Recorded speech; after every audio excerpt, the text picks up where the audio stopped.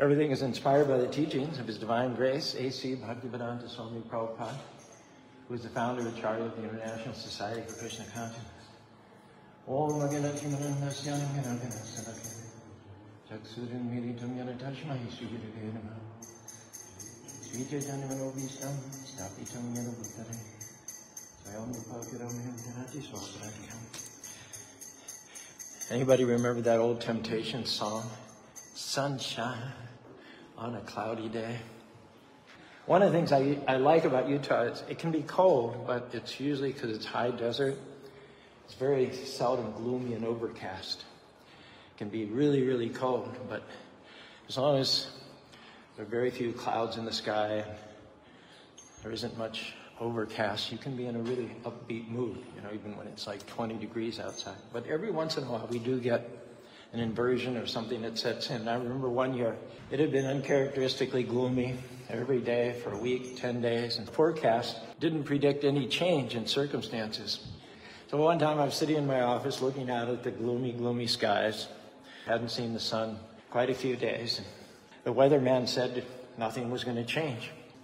Some or other, this particular moment when I looked out, the clouds parted inexplicably, unpredictably.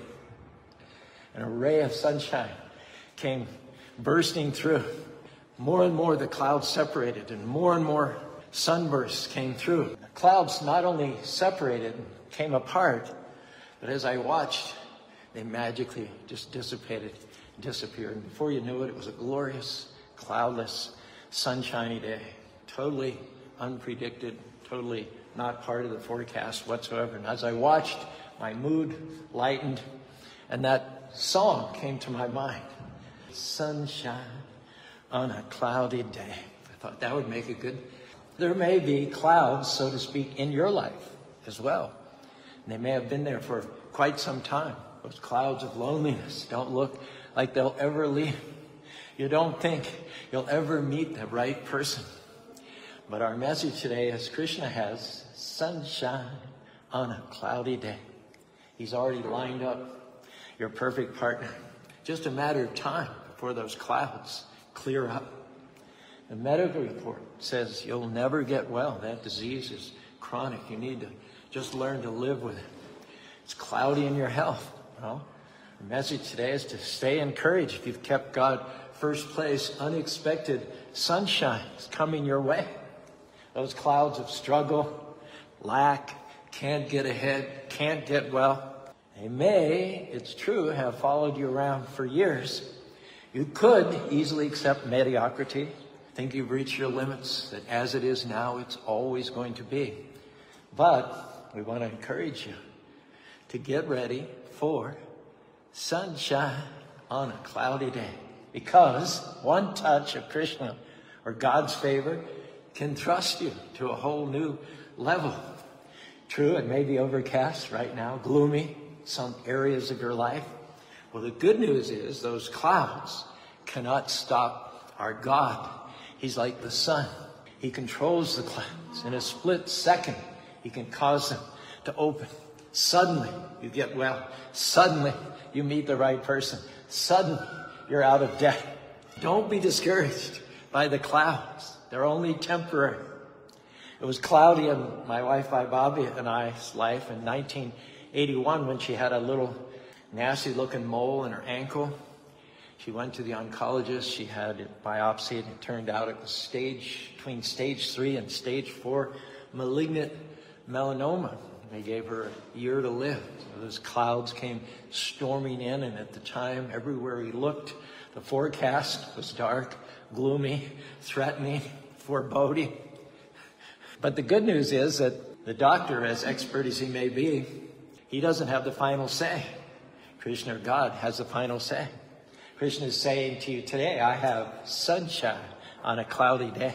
I'm going to cause those clouds to open up, to shine down, healing, restoration. And that's exactly what happened in Bobby's life. Unexpectedly, the sun came out. Here, 36 years later, she's just as healthy and hearty and going strong. She can outwork young people, a third of her age. But when it's cloudy, sometimes all the voices, including your own accusing voice, will tell you it's never going to change. You'll always be addicted. You'll always be discouraged. You'll always struggle in your career. Well, don't believe those lies. Because Krishna is telling you a different story today. He brought you here to hear a different message. He has sunshine on a cloudy day. It's going to be unusual, unpredictable. The weatherman even didn't see it coming. It's going to happen suddenly. Those clouds are going to break open. You're going to see rays of healing, rays of favor, rays of promotion. But we just have to do one little thing, and that is to get into agreement with God. Start acting like it's going to happen. Start thinking like it's going to happen. Start talking like it's going to happen. You can even start dressing like it's going to happen. Well, I'll never get well, Churu. I've had this too long. No, Krishna is restoring health back unto you. The number of your days he will fulfill. So Krishna is saying to you, you're going to be the head and not the tail. You're going to be not the borrower, but you're going to be the lender. You will accomplish your dreams. No more, this problem is too big. I don't have what it takes. I'm subpar. I don't see a way out. The opposition's too big. Yeah, the opposition may be too big. You may not have the resources. Your critics may be very, very vocal, but you have on your side the favor of God, and you and God are a majority. If God be for you, then who dare be against you? Doesn't matter. A few clouds. I heard a story in this connection. Let's just test the water. Anybody seen Ben-Hur? Okay, good. All right. Carlton Heston is starring in this movie, Ben-Hur, and there's this chariot race. Most of you have seen it at the end. And the director, Cecil B. DeMille, suggested that for more authenticity, Carlton Heston should himself learn to drive a chariot. It's 4 horses abreast. Not an easy task. So he thought he'd give it a go, and he worked at it for days and even weeks, extensive training. Finally, he came back and reported to DeMille. He says, I think I can drive the chariot all right, but I'm not sure I'm good enough to actually win the race. Cecil B. DeMille smiled cryptically, and he said, Heston, you just make sure you drive the chariot, and I will make sure you win the race. That's what Krishna is saying to you today. In times of uncertainty, God is saying, you just make sure you drive the chariot, keep a good attitude, stay in the race, don't give up, and I, the director, will make sure that you win. And when you have that kind of faith in the power of God, what that's doing is pushing apart the clouds, letting the sunshine flow into your life. That's shaking off all the negativity. What you have to avoid is talking about what's not going to work out. Instead of getting all down and giving negative predictions, thinking nothing's going to change, turn it around. Krishna, or God, I know that you're in control of those clouds. You're the director of this movie. It is you and you only who decides who's going to win the race. So instead of being discouraged by the dark clouds, our attitude should be any moment this can change. Healing is coming for those who kept God first place. Promotion is coming. The right person is coming. Breakthroughs are coming. If you want to see the clouds of your life part and sunshine come bursting through, the key is to have this expectancy. Hare Krishna, Hare Krishna, Krishna Krishna, Hare Hare, Hare Rama, Rama Rama, Hare Hare. I heard a story about a man whose supervisor at work was extremely difficult to get along, very condescending, talked with a sneer. Nobody at the company liked the man. He'd been a constant source of frustration year after year. He was a young man, and he could have easily been in that supervisory position for another 20 or 30 years.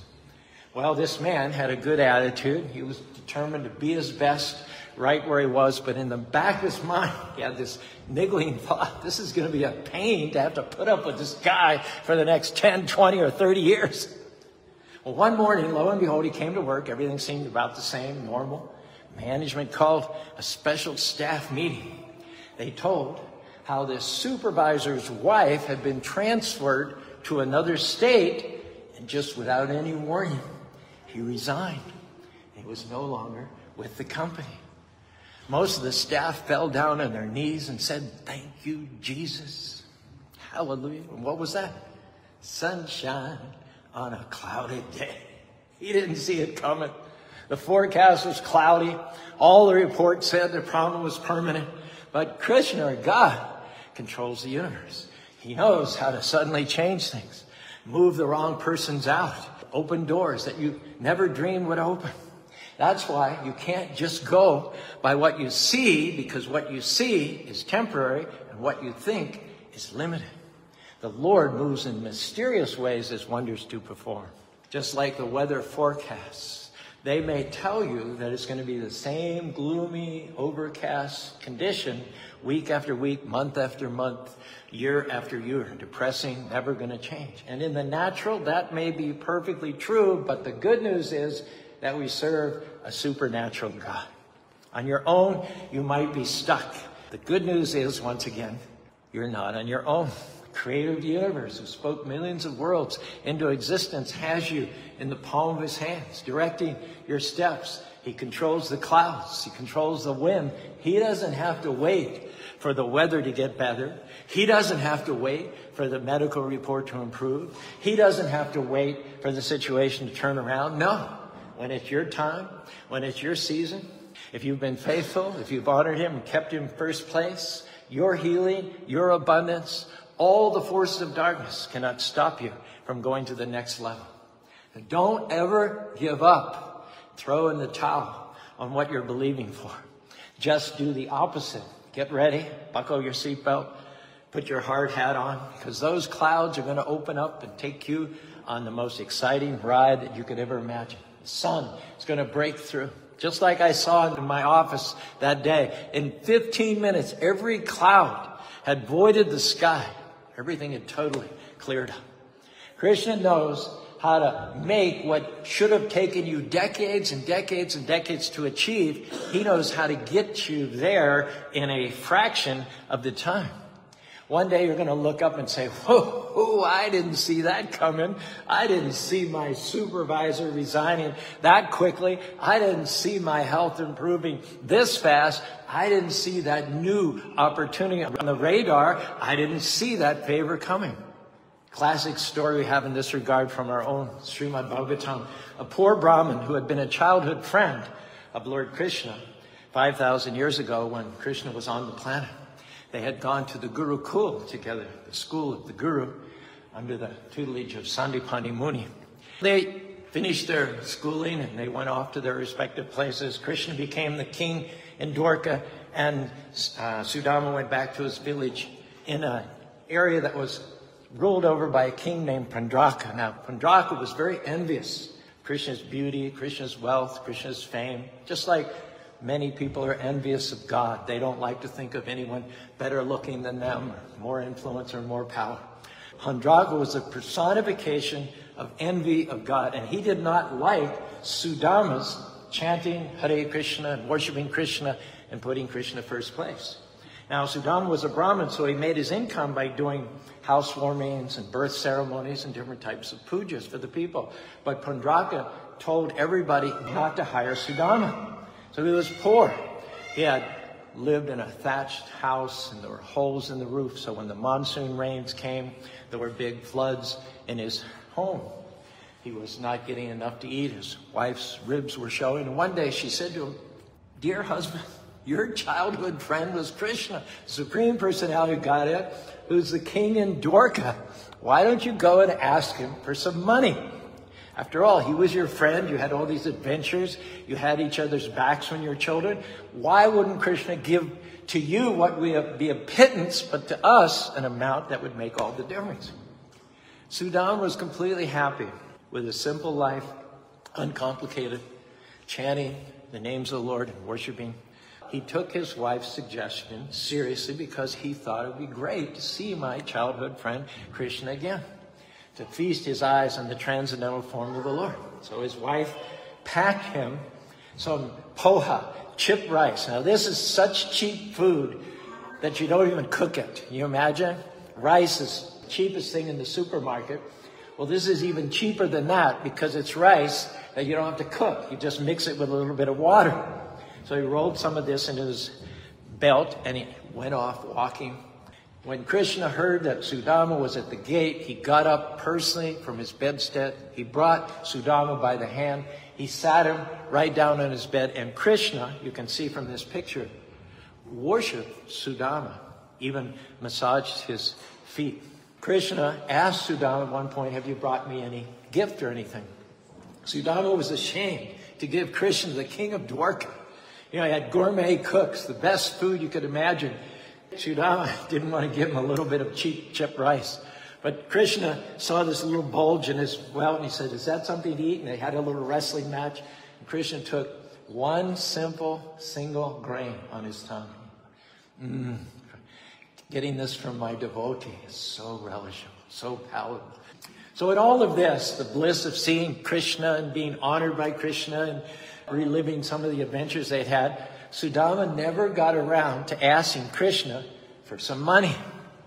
He thought to himself, I did not ask Krishna for even one penny. It's just as well.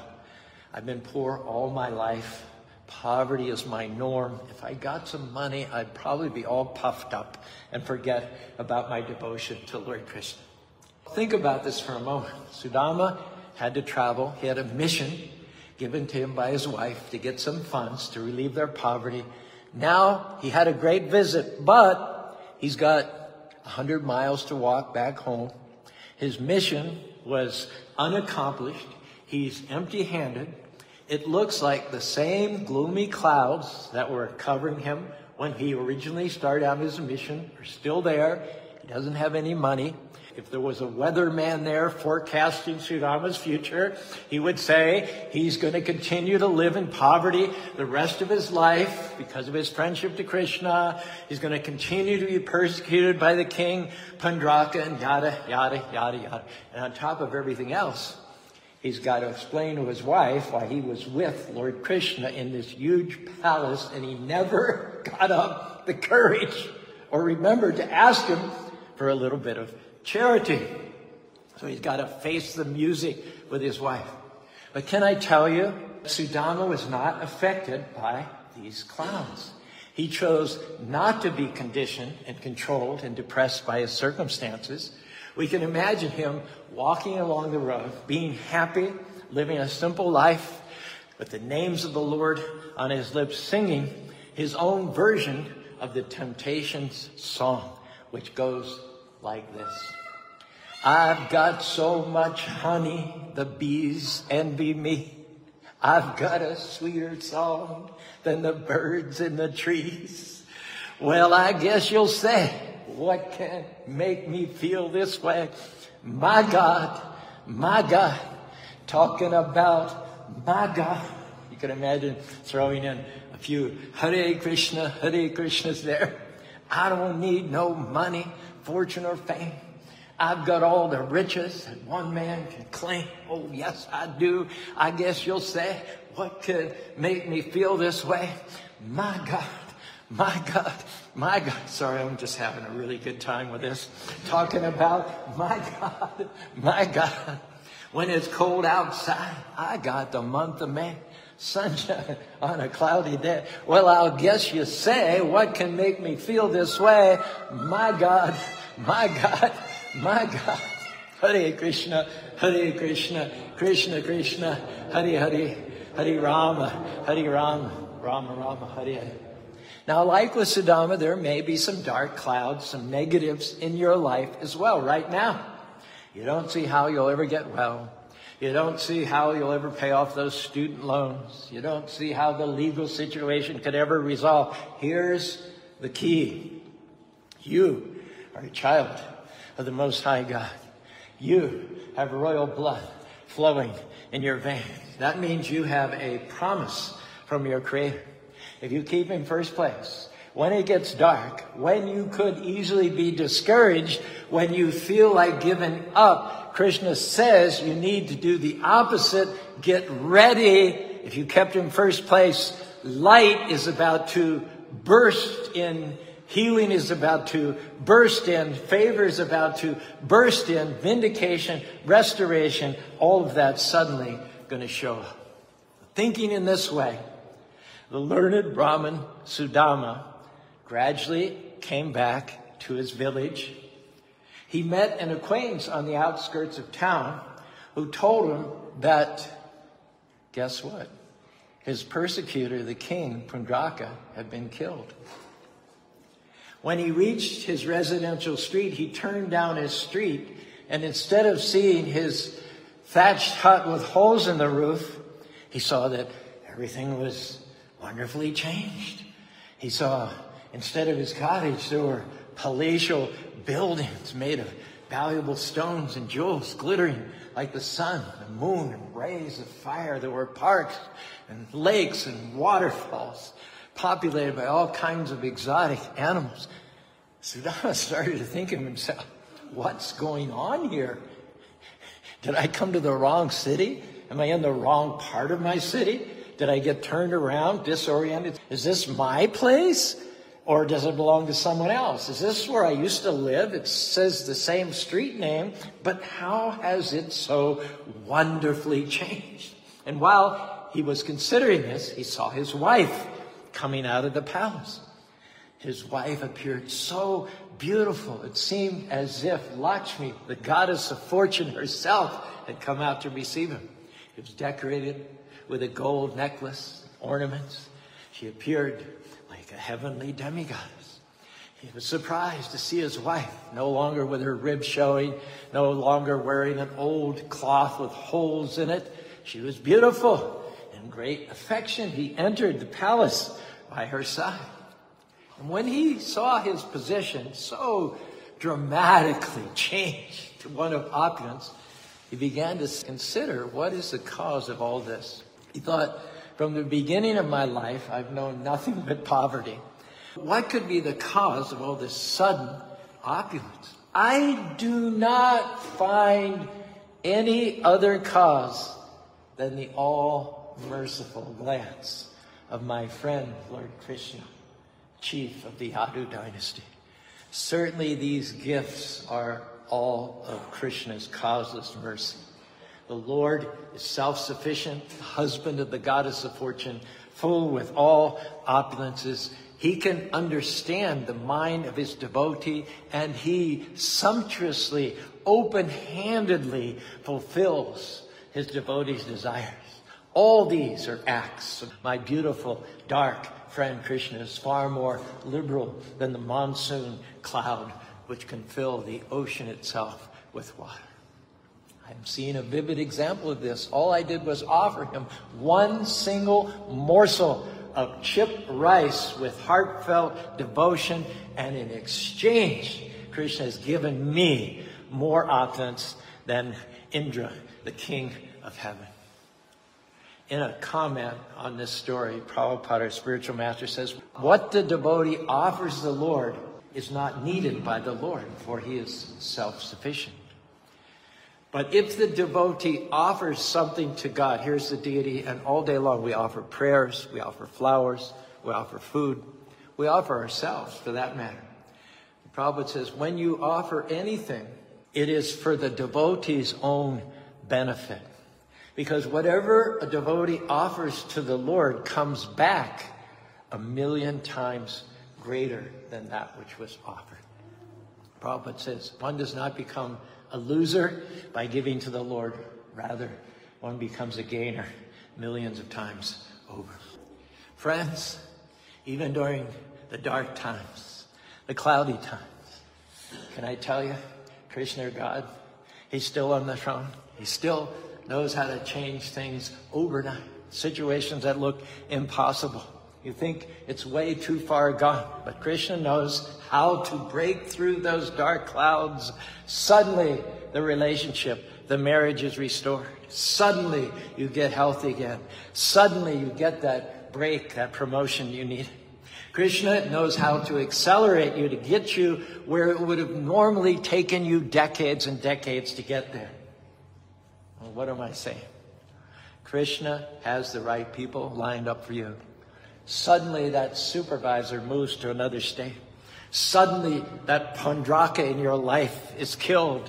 He knows how to put you at the right place at the right time. Hare Krishna, Hare Krishna, Krishna Krishna, Hare Hare, Hare Rama, Rama Rama, Hare Hare. Our attitude should be, Krishna, take my life and let it be consecrated to thee. Take my moments and my days, let them flow in ceaseless praise. Take my hands and let them move at the impulse of thy love. Take my feet and let them be swift and beautiful for thee. Take my voice and let it sing, always only for my King. Take my silver and my gold, not a mite would I withhold. Take my intellect, use every power as thou shalt choose. Take my will and make it thine, it shall be no longer mine. Take my heart, it is thine own, it shall be thy royal throne. Take my love, my Lord, I pour at thy feet its treasure store. Take myself, and I will be ever only all for thee. Krishna, I believe that you have what it takes to remove the clouds and cause the sunshine to come bursting through. The psalmist put it this way: weeping may endure for a night, but joy is coming in the morning. One last thought. When does the day begin? Anyone want to guess? It's at midnight, isn't it? It's at midnight. Is it light at midnight? Is the sun out at midnight? No, it's dark. You could be depressed, but if you think this is a new day, the sun hasn't risen yet, but that's okay. It's a new day. Light is coming in just a few hours. The sun is going to break forth. It doesn't matter that it's still dark. It's a new day. And isn't it a fact, unfortunately, that when it's dark in our lives, we think, oh man, nothing's changing. It's never going to get better. But no, you have to have the attitude that you just passed midnight. You have to believe that you've entered into a new day. Here's the key. Don't wait to thank Krishna or God until you see the morning light. Dare to thank him while it's still dark. 1 o'clock, 2 o'clock.